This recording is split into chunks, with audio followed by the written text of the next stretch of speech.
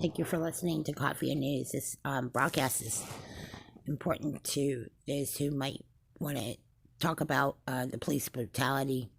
And the reason we're talking about it is because good cops would get mixed up in the corruption. It's a culture of corruption, and there needs to be reform in the criminal justice system. Because as you see, what's been going on is that in the case of George Floyd, he was literally killed right in front of right on live TV. I mean, the cameras were right there.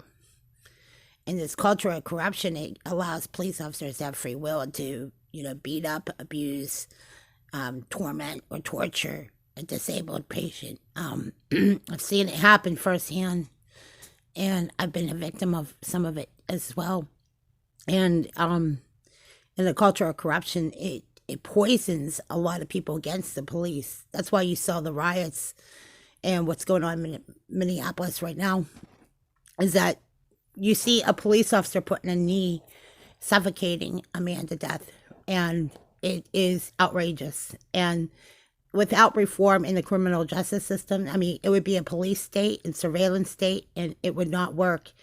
And good police officers would agree that there are law enforcement members that do not go along with the culture of corruption. The thing is that they're all mixed up into it.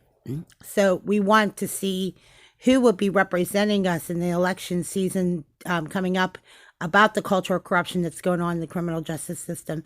I'm one granddaughter of the attorney for the Pittsburgh police. And to me, what happened to George Floyd and families like George Floyd, there was also a beating of a California homeless man by a police officer.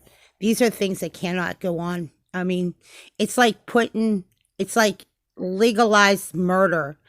Otherwise, how they get prosecuted, it would be up to the district attorney's office and the prosecution. In the case with George Floyd, it's just a matter of time to hear what the results will be, where the case is going, and the story of the corruption that's going on in the criminal justice system. We must demand reform in the criminal justice system so that nothing happens to people like George Floyd, or in prisons or in psych wards as well.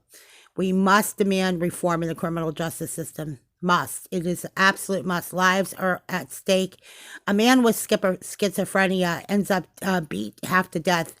That is the kind of crimes that you're talking about. So I just noticed that on my news feed, and it's a culture of corruption.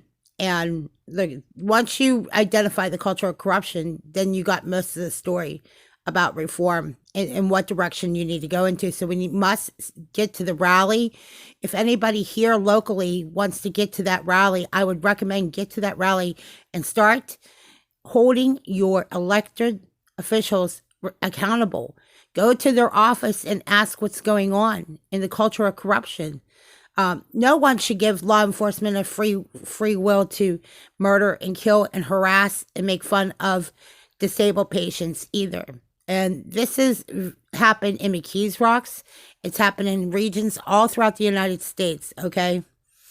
So we saw it firsthand. We saw how the humiliation. We see a lot of things. Let's talk about Farview Hospital. It was a hospital where they tormented and this is what the prison guards did. They tormented and tortured the prison inmates. That is not acceptable. The thing is that in a culture of corruption, it has gotten so ugly, so dirty, so nasty that it led to what happened in Minnesota. And I think that reform in the criminal justice system is going to be not only necessary, it will save the lives of good police officers who would not do the things that those officers did. Remember, we're trying to, as much as we're talking about Black Lives Matter, we're trying to save Blue Lives Matter too. Because there's innocent police officers that would get mixed up in that corruption. And it's very important we articulate this issue. There is got to be reform in the criminal justice system so that whenever something like this happens, we know that we can identify where the district attorney's office is and how the mayor's office is going to conduct it. Pay attention to what goes on in Minnesota. We're going to be back here at the next post, probably sometime today. If you want to listen to more about my cousin's story about the POW camp, that his dad was in 1941. Stay tuned to that broadcast over at my webpage, Health and Wellness TV.